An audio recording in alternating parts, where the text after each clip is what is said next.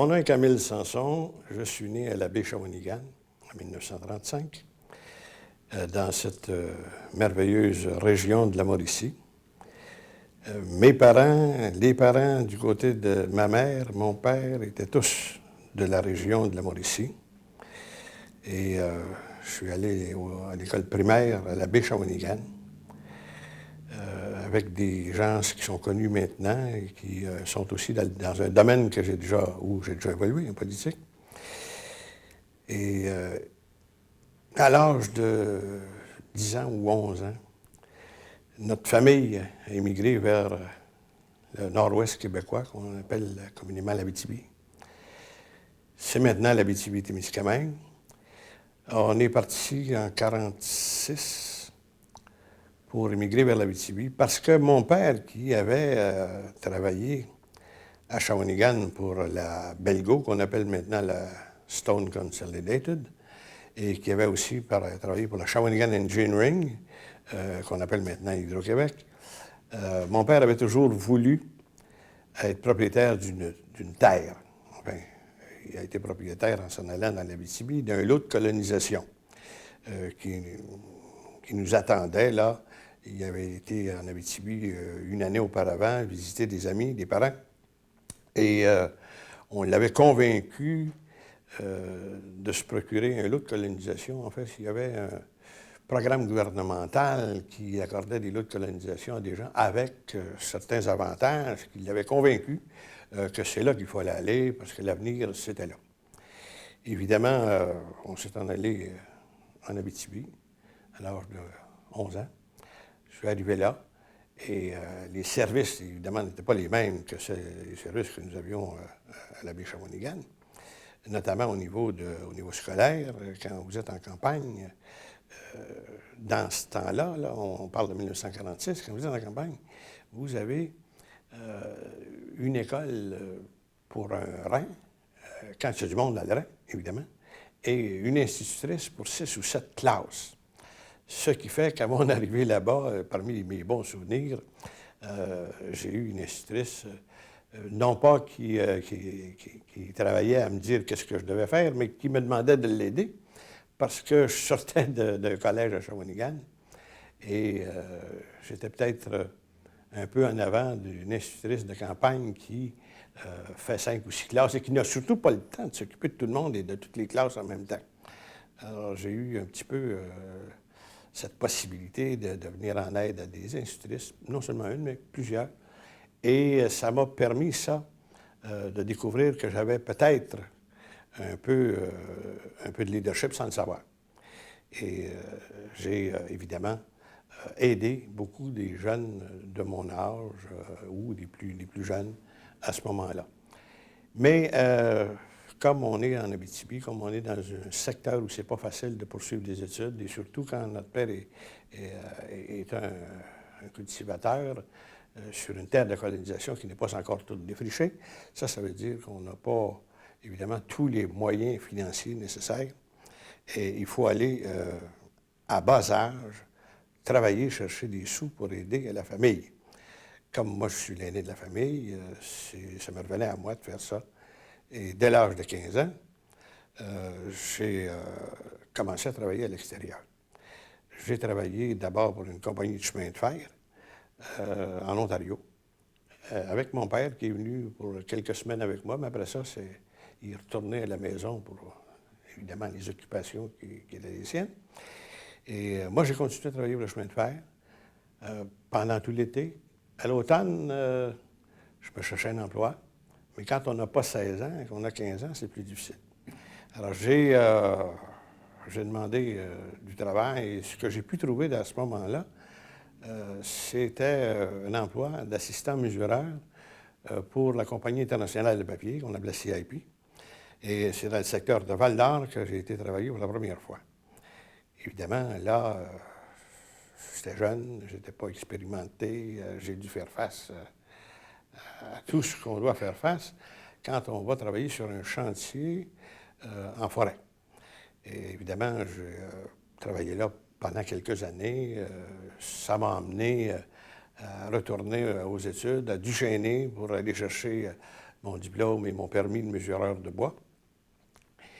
Et j'ai continué encore quelques années jusqu'à ce qu'un jour, je découvre que pour fonder une famille, c'était pas très, très facile.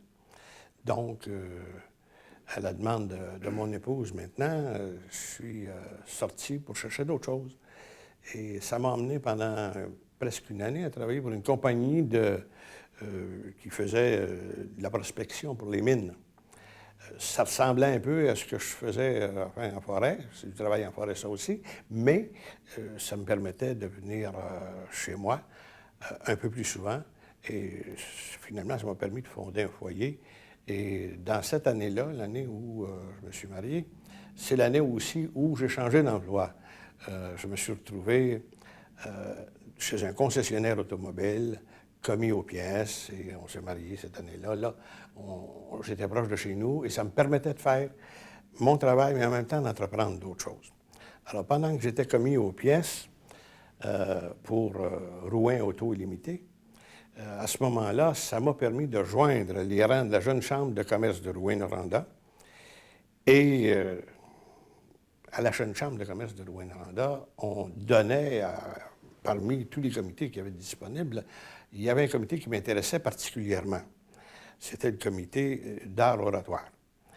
Ce qui fait que j'ai suivi des cours d'art oratoire par l'entremise de la jeune chambre de commerce de Rouyn-Noranda. Et ça m'a ouvert des portes parce que je me suis retrouvé à l'aise là-dedans. Et quand on se retrouve à l'aise là-dedans, il y a évidemment des gens qui vous regardent aller et qui vont vous lancer des invitations. Ce qui m'est arrivé, parce que comme j'étais à l'aise avec l'art oratoire, malgré mon jeune âge, et que j'étais le concessionnaire chez qui je travaillais, était le voisin d'un autre concessionnaire automobile qui s'appelait Réal Cahouette. Et à un moment donné, j'ai besoin, pour un comité de la jeune chambre de commerce, d'emprunter un camion pour aller chercher des arbres, pour faire la distribution d'arbres. On faisait de la plantation d'arbres. Je m'occupais de ce comité-là. Et chez notre concessionnaire, on n'avait pas de camion disponible. Alors, je suis monté au-dessus de la côte, je suis allé voir Réal Cahouette qui m'a prêté un camion.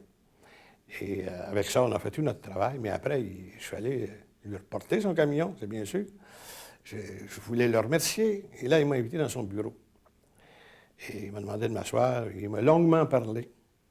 Mais vous devinez qu'il ne m'a pas parlé de foresterie, il ne m'a pas parlé de plantation d'arbres. Il a tenté de m'intéresser à faire de la politique avec lui. J'étais absolument pas mûr de faire ça. Et j'avais décidé depuis un certain nombre d'années que je ne toucherais jamais à ça. J'ouvre une parenthèse pour vous dire que mon père, qui nous parlait souvent quand on était jeunes, les petits gars, nous disait « Touchez jamais à la politique, vous risquez de vous faire des ennemis avec ça. » Alors lui, il avait peur de ça, à un point qu'il nous disait ça. Ça m'était un peu resté, puis quand Réal Cahouette me parlait de ça, je ne pouvais pas lui dire non d'un coup sec, il venait de me rendre un service. Et par contre, j'étais un petit peu à la gêne de lui dire non, donc j'ai dit laissez-moi un peu de temps, laissez-moi penser à ça, etc. J'ai essayé de sauver du temps. Et ça n'a pas pris beaucoup de temps qu'il m'a appelé pour me dire je présente un discours à tel endroit ce soir. Peut-être que s'il m'avait averti une semaine d'avant, j'aurais peut-être trouvé le moyen d'avoir d'autres choses à faire. Mais il m'a pris de court un peu. Il m'a dit c'est ce soir, j'aimerais ça que tu viennes voir ça.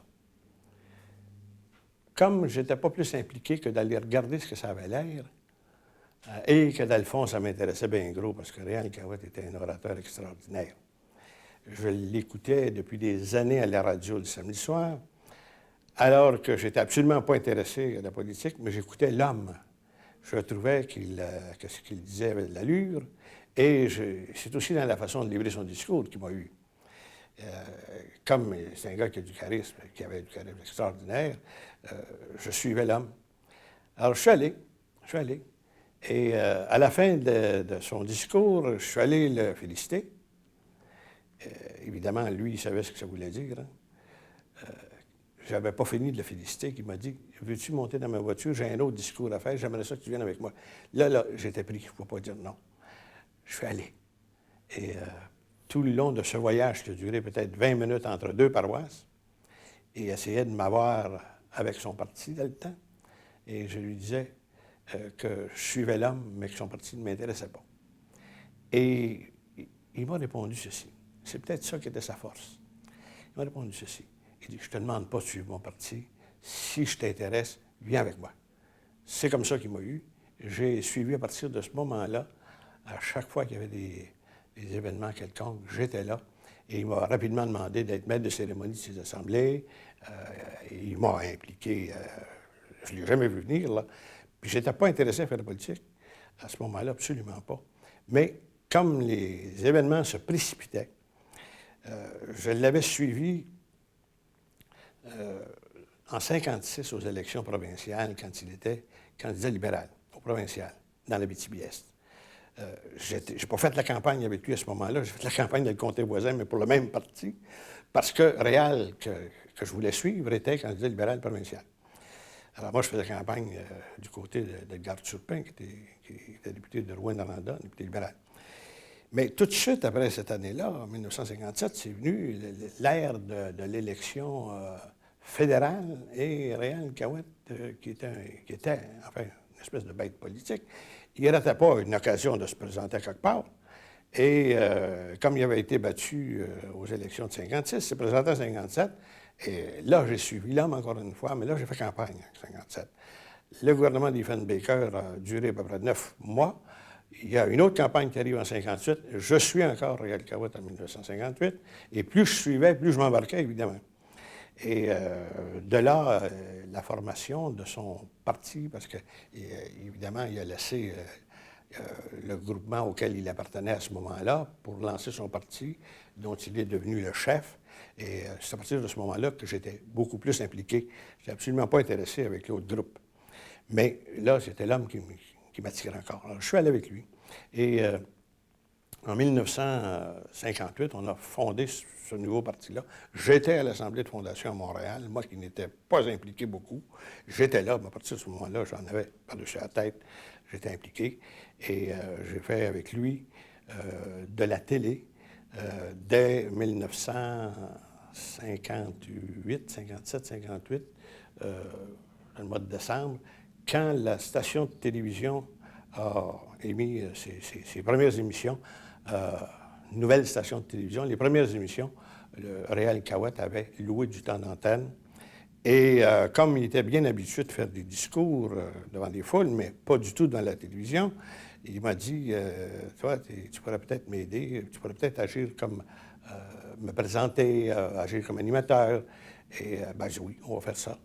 C'était dans le temps où la télé commençait dans cette région, et c'était dans le temps aussi où on n'enregistrait pas. On faisait des émissions de télévision en direct.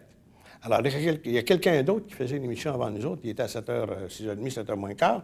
C'était un leader syndical. Et quand lui sortait de son émission, on passait une couple de commerciaux. Il y a des gens qui poussaient un tableau. C'était notre tableau. On s'assoyait à sa place et on faisait 15 minutes de télévision. C'est comme ça que j'ai commencé à faire de la télévision avec Réal Cahouette. Je n'ai pas besoin de vous dire que je le présentais. Je devais aussi l'arrêter pour suivre les signaux de télé et pouvoir finir au bon moment. C'est évident que j'avais un peu de difficulté à le présenter. Je n'étais pas très à l'aise. J'avais beaucoup plus de difficulté à l'arrêter. Alors, c'est là que lui, évidemment, il a compris assez rapidement qu'il n'y a plus besoin de personne pour le présenter. Il s'est retrouvé à l'aise là-dedans et il a commencé à faire des émissions de télévision comme on fait des discours électoraux, c'est-à-dire debout, avec un tableau et tous les samedis soirs à Rouyn-Noranda, qui couvrait toute l'Abitibi, évidemment, la télé de Rouyn-Noranda, à 7 heures le samedi soir, il était là. Évidemment, c'était un bon moment parce que quand on pense que la partie de hockey du samedi soir commençait vers 7h30 ou 8h, quand on est en onde à 7h, on a un bon moment d'antenne. Et évidemment, comme c'était nouveau, ça ne coûtait pas trop cher, on pouvait le faire. De là, on a évidemment été ailleurs. On a fait de la télévision dans les autres régions de la province de Québec, Rimouski, Chicoutimi, Trois-Rivières, Québec. Il y a seulement Montréal qu'on n'a pas beaucoup couvert, il coûtait trop cher. Mais ça nous a mis sur, comme on dit, sur la carte électorale dans le temps. Et moi, ça m'a embarqué là, à fond de train en 1962. J'étais parmi ses organisateurs principaux. J'étais l'orateur qui faisait le tour des paroisses de son comté pendant que lui faisait campagne à travers le Canada. Et dès 1963, parce que ce gouvernement-là n'a pas duré longtemps non plus, il a duré 7 ou 8 mois, je pense, on est retombé en élection en 1963. Et là, j'avais été rendre service au parti de Réal-Cahouette en me présentant au fédéral dans le comté ontarien de Témiscamingue. Et c'est toute une expérience pour quelqu'un qui est dans le secteur de l'Abitibi, qui doit aller faire campagne en Ontario. Je n'étais pas parfaitement bilingue, je ne le suis pas encore. Alors, mais j'attirais des gens parce que j'avais une façon de leur parler qui, semble-t-il, plaisait. Et on m'invitait dans tous les autres comtés du Nord-Ontario. Cette partie-là, évidemment, est assez francophone, que je pouvais remplir des salles avec des gens qui me comprenaient en parlant français. Et j'ai fait campagne en 1963 de cette façon-là. À partir de là, j'ai poursuivi. Je travaillais toujours chez un concessionnaire d'automobile. J'avais changé de concessionnaire, mais je travaillais toujours dans l'automobile. Et évidemment, Réal-Cahouette, qui était député et qui n'avait pas de budget pour... et ça, à ce moment-là, les députés fédéraux n'avaient pas de budget pour un bureau de comté. Il recevait les gens à son garage et il ne pouvait pas toujours être là. Alors, le lundi matin, quand il était là, il en recevait quelques-uns, mais il ne pouvait pas faire de suivi à partir de là. Il voulait donner un bon service à la population. Alors, il m'avait demandé, veux-tu les recevoir, les gens, quand je ne suis pas là? Bien, moi, je travaillais pour son compétiteur. Et c'était assez délicat, sauf que j'ai demandé à son compétiteur s'il acceptait que je reçoive des gens à mon bureau. Et je pense qu'il a compris vite que ça pouvait être intéressant pour lui. Il m'a dit oui. Alors, j'étais un peu le secrétaire de Réal-Cahouette bénévole. Et évidemment, je communiquais avec son bureau, je transmettais les informations. Il disait aux gens à son garage, là, aux employés de garage, quand ils demandaient pour lui et qu'il n'était pas là, il disait « Va voir Samson à l'autre garage ». Et c'est comme ça que j'ai entretenu mon temps jusqu'aux élections de 1965. C'était la période où les gouvernements étaient minoritaires, puis ils ne duraient pas longtemps. Ils étaient obligés de revenir devant le peuple. Alors, en 1965, c'est une autre campagne électorale. Et cette fois-là, j'ai été candidat aux élections fédérales de 1965 dans le comté de Pontiac-Témiscamingue. C'est un comté qui englobe la région du Témiscamingue et qui englobait aussi la région de Pontiac, autrement dit, à partir de quelques milles seulement d'Ottawa, en montant vers le nord, là, en suivant la ligne de la rivière des Outaouais. C'est un immense comté, tellement grand et tellement difficile à travailler que j'étais obligé, pour faire un voyage du nord au sud ou du sud au nord du comté, il me fallait passer par l'Ontario. Il n'y avait pas de chemin qui reliait ces deux parties du comté de Pontiac-Témiscamingue. Mais à ce moment-là, j'étais habitué de faire beaucoup de voyages. Et d'ailleurs, à travers toutes ces choses que je viens de vous dire, j'avais été président de la jeunesse créditiste pendant quelques années et j'avais voyagé. Et après ça, on me faisait voyager aussi pour aller aider à l'organisation dans certains comtés, de sorte que je faisais à peu près un voyage par 2 semaines en automobile, à partir de Rouyn-Noranda, pour aller quelque part dans la province de Québec. Et on n'avait pas la semaine de 5 jours, là. On est dans des périodes où les vendeurs, parce que j'étais un vendeur automobile, les vendeurs automobiles devaient travailler 6 jours par semaine, puis des fois la 7e aussi, le 7e jour. Alors, mais je partais à 5 heures le samedi soir de mon travail, avec ma voiture. J'allais faire des activités, je passais la nuit sur la route, j'allais faire des activités dans le bas de la province, et je repartais le dimanche soir pour retourner à Rouyn-Noranda, et j'arrivais le matin pour prendre mon travail en avant-midi. Ce qui veut dire que je ne dormais pas beaucoup de la fin de semaine où je devais faire du voyage. Mais quand on a la piqûre politique, et ce que j'avais à ce moment-là, là, évidemment, il n'y a pas de sacrifice qu'on ne s'impose pas. Mais je peux dire à tous les jeunes qui peuvent nous écouter, si vous voulez déboucher un jour en politique, n'hésitez pas à en faire des sacrifices parce que c'est important. On n'obtient pas une élection facilement, ça ne tombe pas du ciel. Il faut travailler fort, c'est ce que j'ai fait pendant tout ce temps-là. En 1965, dans le comté de Pontiac-Témiscamingue, j'avais fait bonne figure et les organisateurs qui m'avaient suivi m'avaient demandé de continuer à travailler avec eux. Et là, on avait fait des arrangements avec des gens qui, chacun de son côté, donnait quelques dollars par semaine. Et on achetait du temps d'antenne de radio à CKVM à Ville-Marie au Témiscamingue. Les temps sont un petit peu changés parce que dans ce temps-là, pour faire 10 minutes de radio le samedi, ça coûtait 10 piastres. Donc, on pouvait se permettre d'en faire. Aujourd'hui, je pense qu'au prix que ça nous coûterait, on en ferait un peu moins. Mais de toute façon, dans ma carrière, j'ai fait souvent de la radio, en plus de faire un peu de télévision, parce que la radio coûtait moins cher et que ça me permettait d'être présent. Alors, après 1965, au Témiscamingue, j'étais présent une fois par semaine à la radio. J'entretenais les gens de ce que je voyais, de ce qui se passait, enfin, mes vues. Et là, on m'avait demandé de me préparer à être candidat aux élections provinciales qui s'en venaient. Et ça, c'était plus difficile pour moi parce que j'étais avec Réal Cahouette comme créditiste et il n'y avait pas de parti créditiste au provincial, sauf qu'en janvier ou décembre de 1965, les délégués du Parti créditiste fédéral en congrès ont décidé de faire de l'action sur le plan provincial. Donc là, j'étais avec Laurent Legault, qui qui était le président de cette aile provinciale. J'ai avec lui fait le tour du Québec, ou à peu près, et on s'est embarqué, mais ça dérangeait un peu Réal Cahouette, qui aurait aimé conserver tout le monde au fédéral. Et il nous avait suggéré de faire une entente avec le groupe de M. Jutras de Victoriaville, qui était le regroupement national, je pense. Et finalement, des approches se sont faites et au cours de l'hiver, on s'est entendu pour faire campagne ensemble. Dans ma tête à moi, c'était évidemment, j'étais toujours un créditiste, mais le groupe de M. Jutras était plutôt nationaliste. Pas aussi avancé que le PQ aujourd'hui, mais ils étaient nationalistes. Et évidemment, on a fait la campagne comme ça. Ça ne me dérangeait pas trop parce que dans le fond de mon cœur, je suis nationaliste aussi.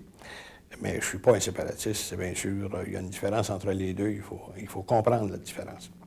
Nationaliste veut dire obtenir le maximum possible pour le Québec dans les cadres de la Confédération. C'est toujours ça que j'ai eu comme leitmotiv.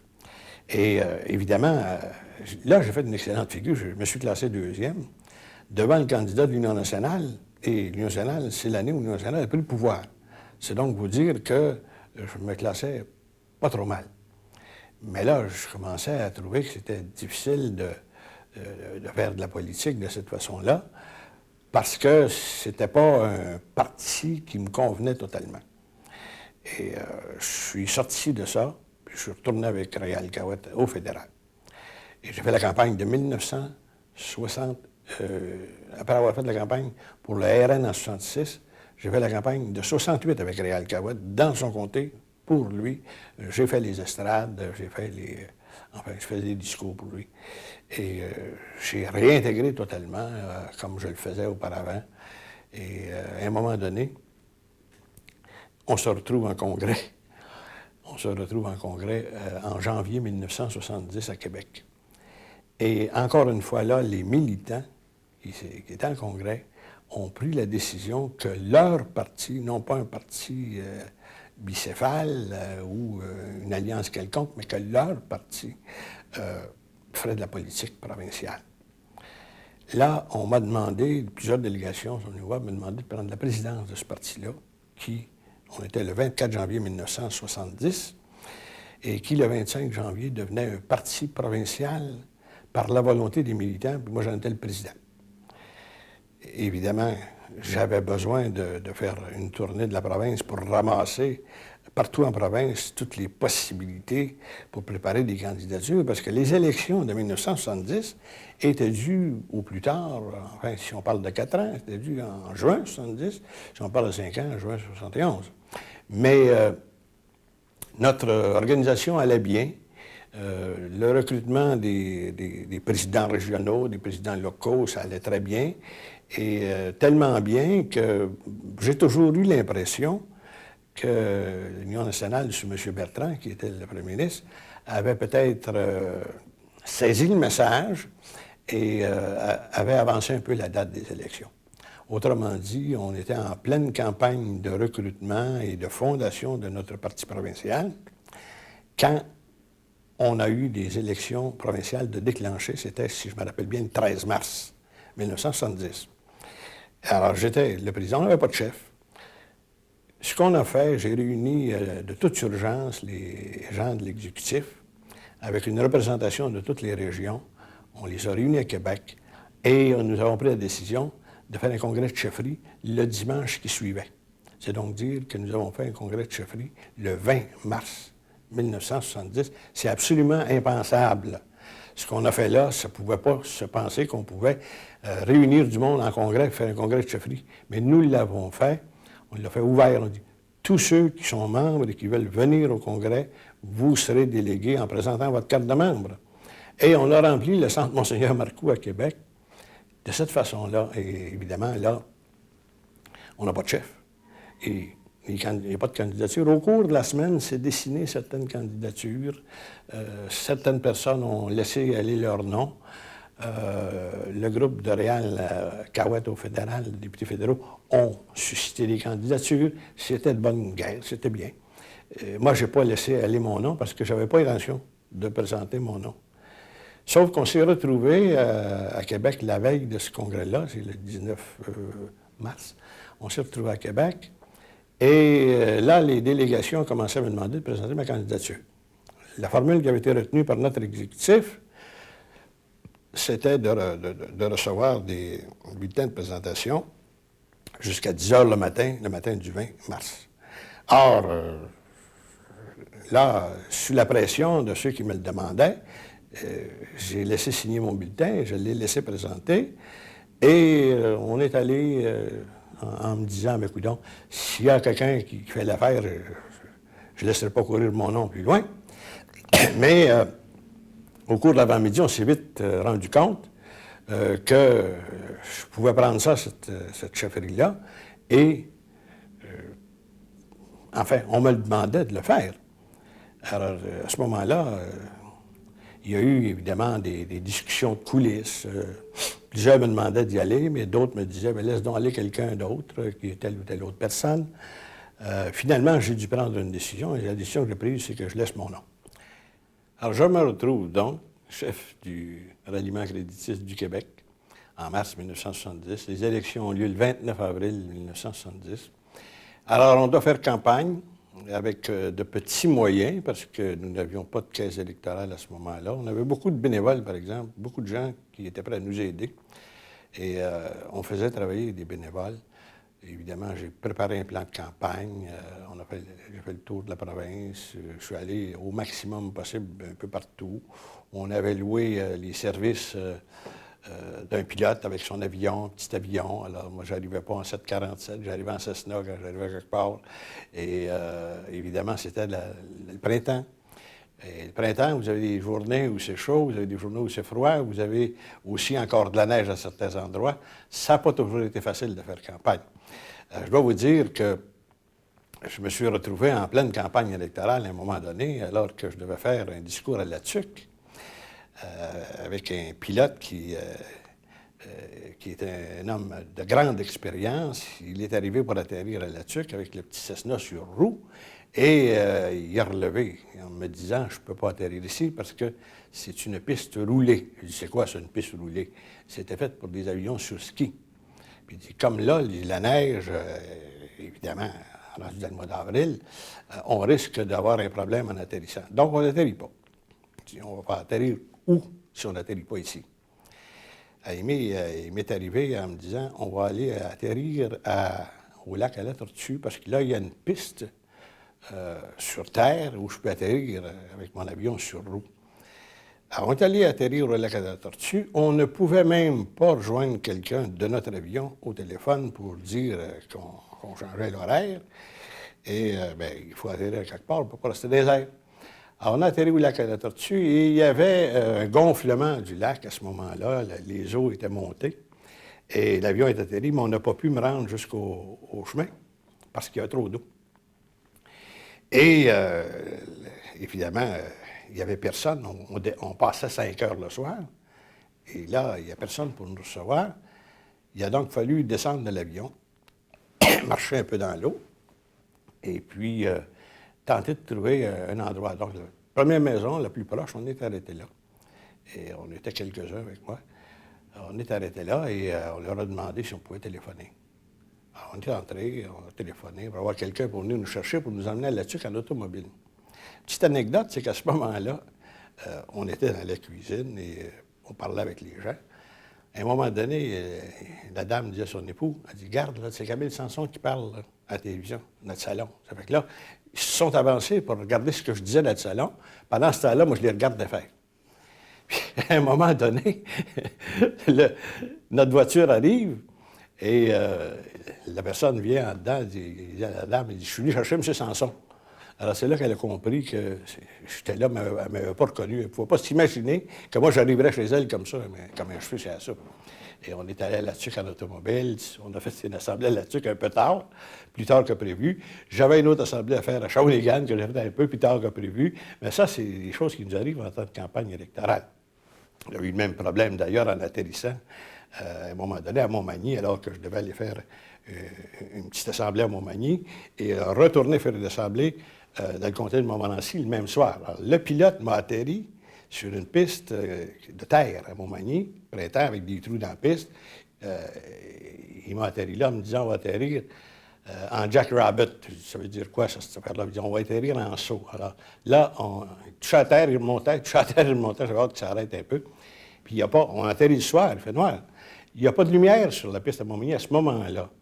Alors là, c'est des organisateurs qui avaient stationné leur voiture automobile chaque côté de la piste avec les lumières des automobiles. C'est comme ça qu'on a atterri à Montmagny. On est reparti de là de la même façon pour aller faire mon assemblée à Montmorency, dans le comté de Montmorency. Alors, des petites anecdotes comme ça, on en a pas mal.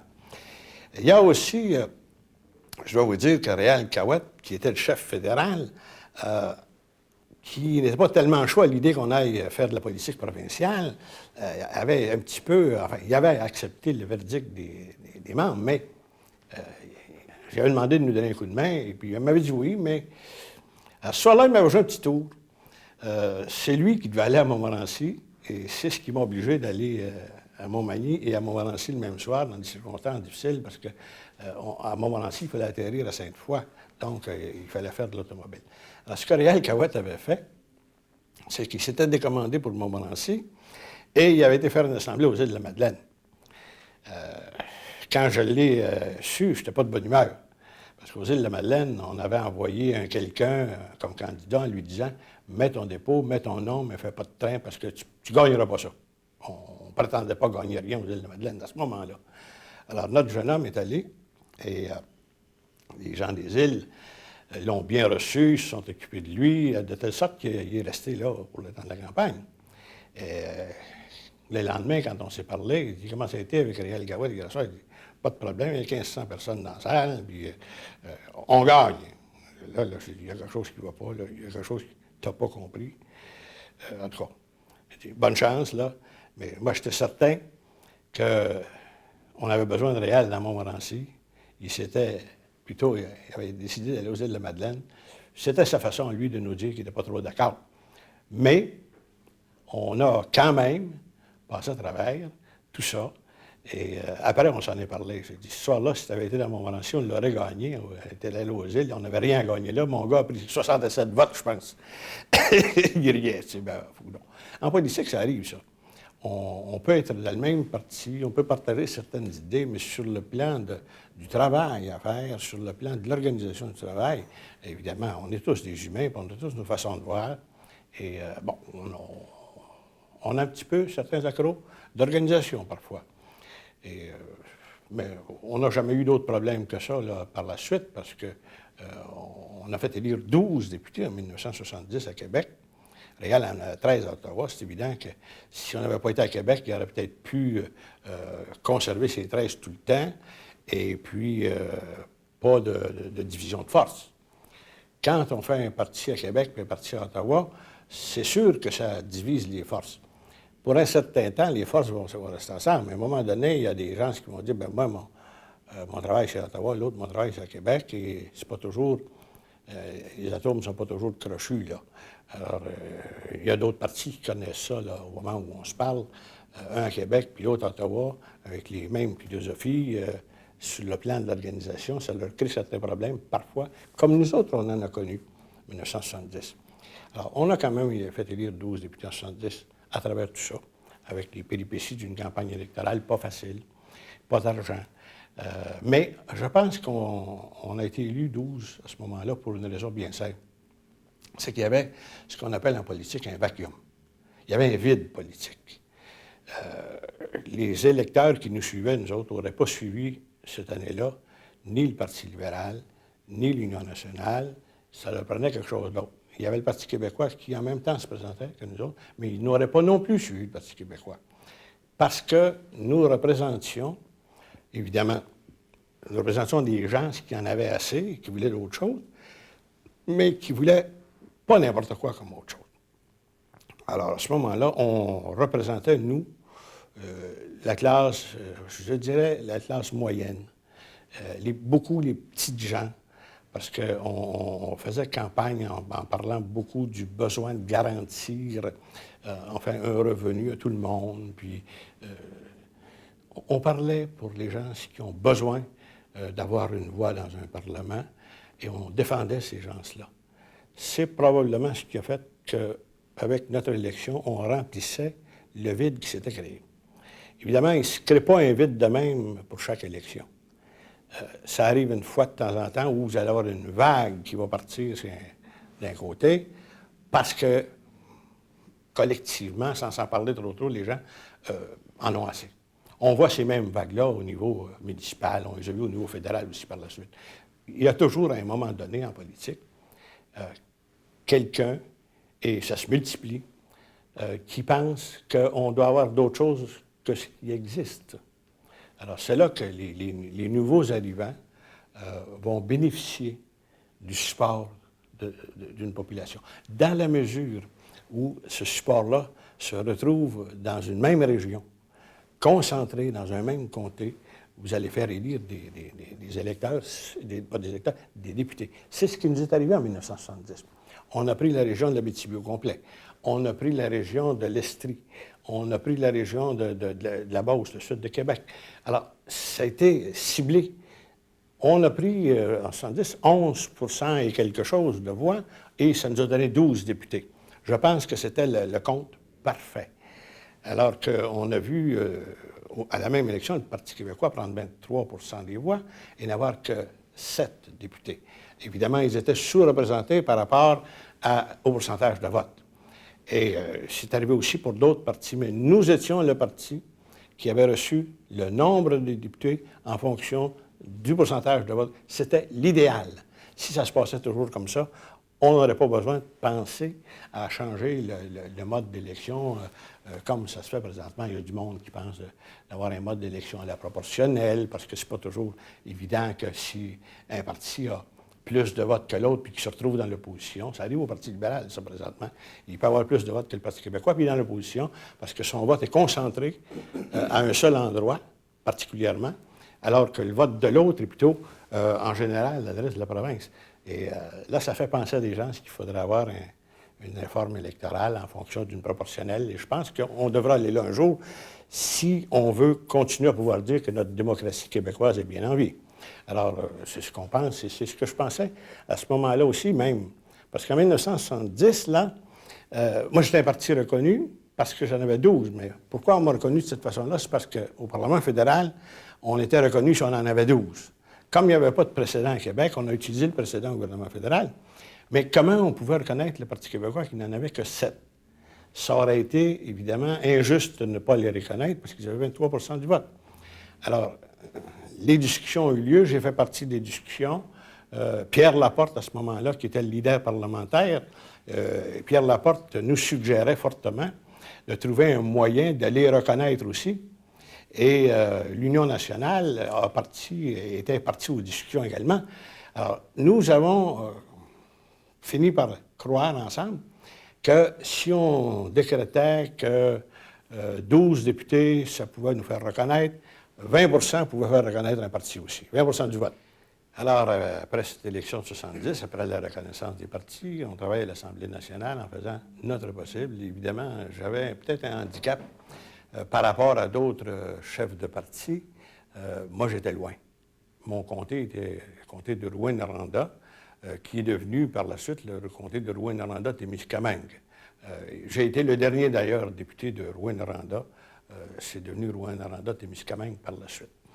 Alors, après 1970, on travaille et je suis obligé, à cause des services de transport entre Rouyn-Noranda et Québec, il y avait un avion par jour à ce moment-là qui partait de Rouyn-Noranda, je pense, à 11 h le matin, qui arrêtait à Val-d'Or, qui arrêtait à Ottawa, qui arrêtait à Montréal et qui finalement arrivait à Québec vers 6 h le soir, 5h30, 6 h le soir.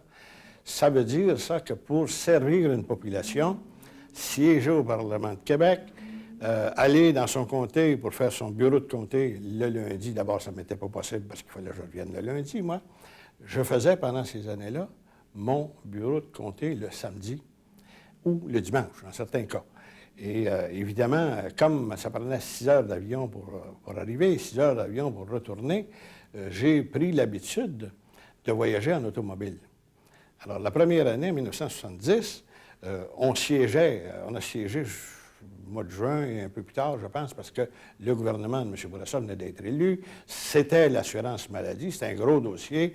On voulait le régler et puis on siégeait du lundi au vendredi, inclusivement pendant cette période-là. Alors moi, je m'étais loué un chalet à Neuville, j'avais emmené les enfants à Neuville, puis on partait le vendredi soir quand je sortais de la chambre. On s'en allait à Rouyn-Noranda en automobile. C'est moi qui conduisais. Et puis, je faisais mon bureau de comté le samedi ou le dimanche. Puis, on revenait en automobile le dimanche soir pour que je sois à la chambre le lundi ou au plus tard le lundi après-midi, quelque chose comme ça. On a fait ça pendant quelques années, les 3 premières années de mon premier mandat. J'ai voyagé plus souvent en automobile qu'en avion à cause du service d'avion qui n'était pas convenable.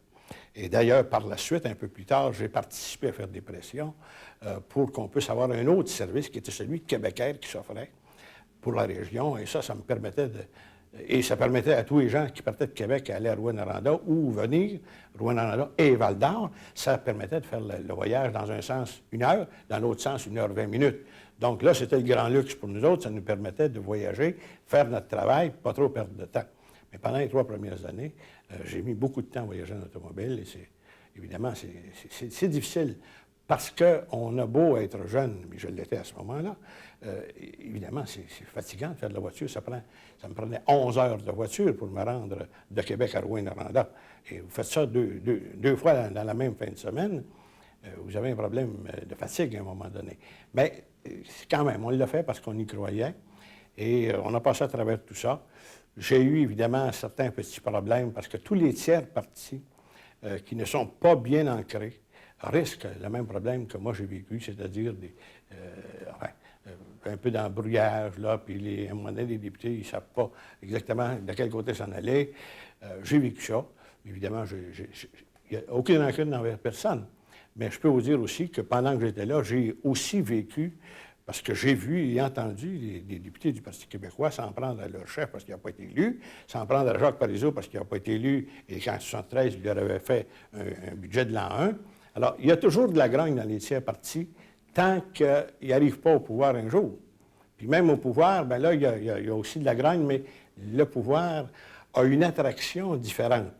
Le pouvoir fait en sorte qu'on va plutôt se discipliner que de risquer de se retrouver dans l'opposition. Alors, le pouvoir a cet avantage que l'opposition n'a pas. Moi, j'ai fait campagne, évidemment, puis j'ai fait carrière dans l'opposition uniquement. Alors, évidemment, j'ai eu ces problèmes-là. Il y a eu une campagne de chefferie qui a été par la suite en 1973. Là, j'ai été battu, évidemment, par M. Dupuis. Et bon, on est allé en élection en 1973. Et ça, 1973, c'est l'année où Robert Bourassa a fait le meilleur score de l'existence du Parti libéral du Québec. Il a fait élire, sur 108 députés possibles, il en a fait élire 102. Alors là, il n'y avait pas beaucoup de place pour l'opposition. Il y avait 6 péquistes d'élus, on était 2 créditistes d'élus. Et Fabien Roy et moi-même, on s'est retrouvés seulement 2 pas reconnus, parce que là, on n'avait pas suffisamment de députés pour être reconnus, ce qui fait qu'on avait moins de moyens encore. Et on s'est laissé aller là-dedans, on a fait ce qu'on pouvait avec les moyens qu'on avait. Je pense qu'on a bien fait quand même, parce que notre voix était bien entendue, même si on n'était pas nombreux. Il s'agit que vous ayez le droit de parole une fois. À chaque fois que le gouvernement parle, ça me donnait le droit de parole aussi.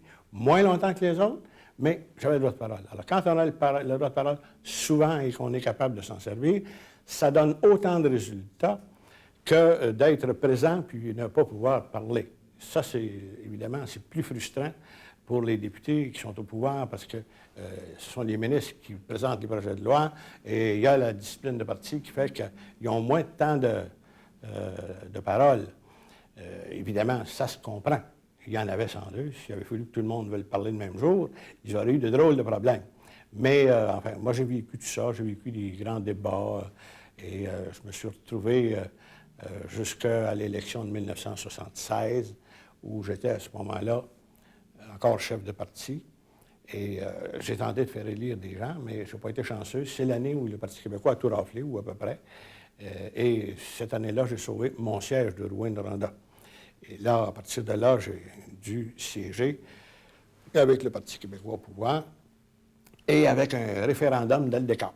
Mais avant le référendum, il y avait une loi référendaire, il y avait une loi sur le financement des partis politiques, enfin, différentes choses, différentes réformes, avec lesquelles je n'étais pas tout à fait d'accord, évidemment.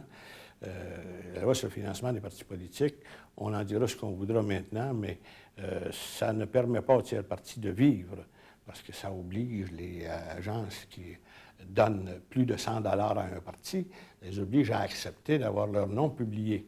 Ce n'est pas tout le monde qui veut avoir leur nom publié pour un tiers parti qui n'a pas beaucoup de députés.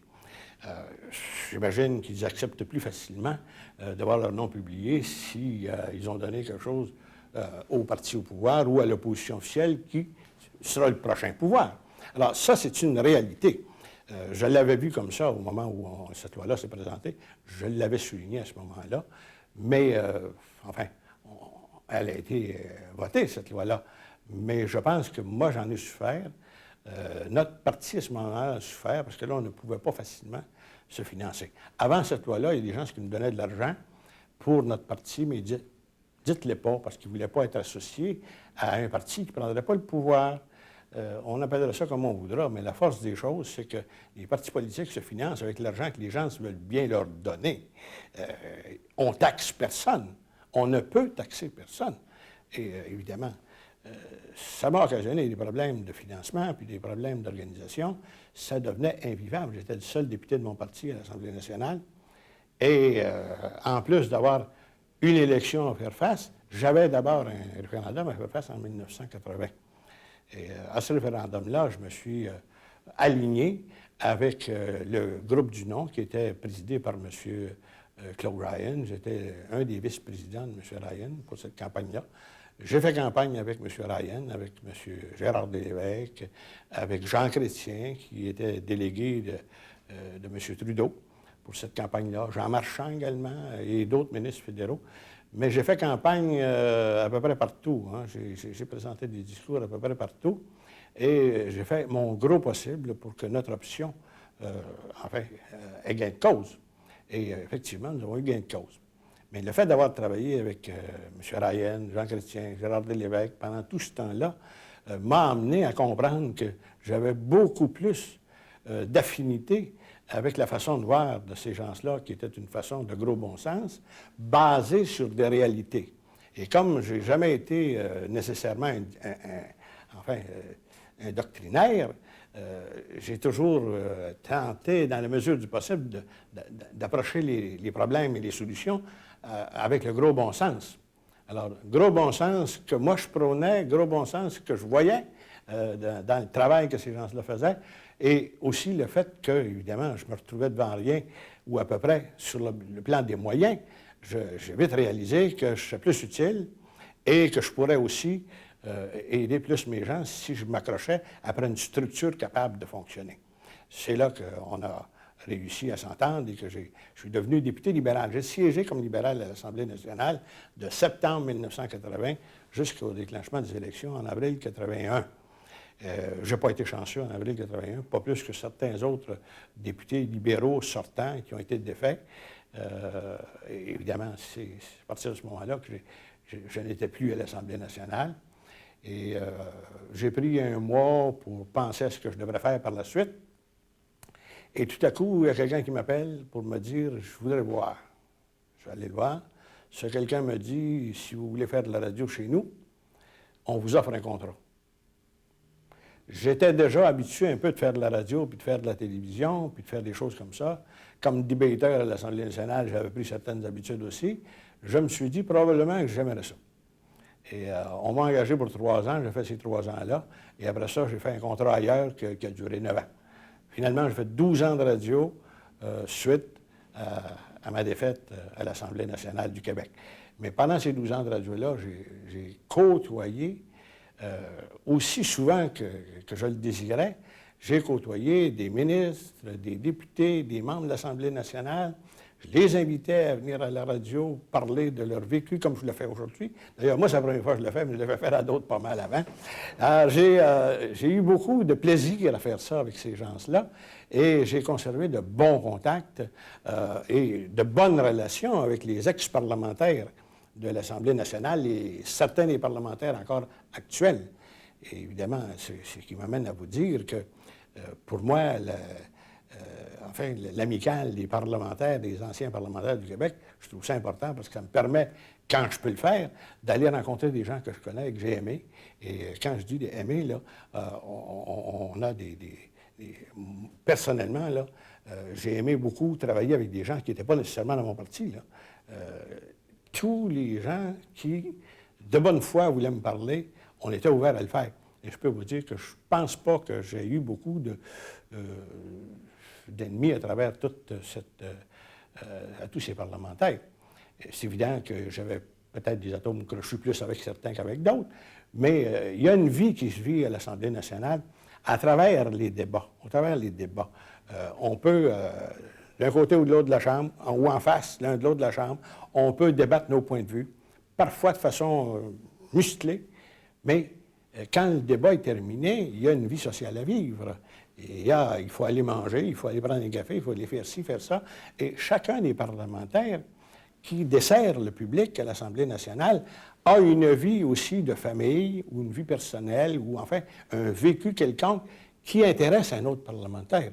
Et la meilleure façon de passer à travers tout ça et de pouvoir donner les meilleurs services à notre monde, c'est de pouvoir aussi parler avec les autres parlementaires et pouvoir communier à ce qu'ils ont déjà fait. Et ça nous permet peut-être d'ajuster un petit peu, à un moment donné, certaines choses. La vie de parlementaire, je pense que c'est la vie la plus difficile. Sauf que si on réussit à amadouer tout ça, on peut passer à travers ça et faire une vie quand même agréable. Il faut, et ça c'était mon cas, il faut aimer le monde pour faire ça. Il faut aimer le public pour faire ça. Il faut aimer aussi parler avec ses adversaires. Et je ne dis pas des ennemis jamais, là, je dis des adversaires. Il faut aimer parler avec eux autres aussi. Et les idées finissent par se rapprocher un peu. On comprend pourquoi telle personne va défendre tel point de vue plutôt que le nôtre. Et peut-être qu'on peut faire comprendre à un autre le contraire. Alors moi, je dis, c'est une vie que j'ai bien aimée. Et quand je suis sorti de la radio, après avoir parlé avec ces parlementaires-là de façon assez régulière, quand je suis sorti de la radio, c'est parce que quelqu'un d'autre m'avait demandé de tenter de redevenir parlementaire. Alors, comme la radio ne m'avait pas totalement sorti de ce monde-là, je me sentais encore, très intéressé. Alors là, j'ai accepté d'être candidat en 1993 au fédéral, pour le Parti libéral du Canada, et j'ai eu une très belle expérience, évidemment. C'est dans une période où on n'était pas facilement, on ne pouvait pas nous élire facilement parce que le courant n'était pas en notre faveur. Comme je le dis un peu plus tôt dans ce que je dis maintenant, ça prend du courant pour que ça aille bien. On n'avait pas en 1993, donc je n'ai pas été élu. Mais par la suite, on m'a demandé d'accepter d'être adjoint ministériel au fédéral, ce que j'ai accepté, ce que je fais encore au moment où on se parle, sauf que là, le travail que je fais ne m'amène pas à prendre position politiquement, ni à faire des discours politiques. Je suis un adjoint ministériel, ce qui veut dire que Ça explique peut-être pourquoi maintenant je suis plus sage.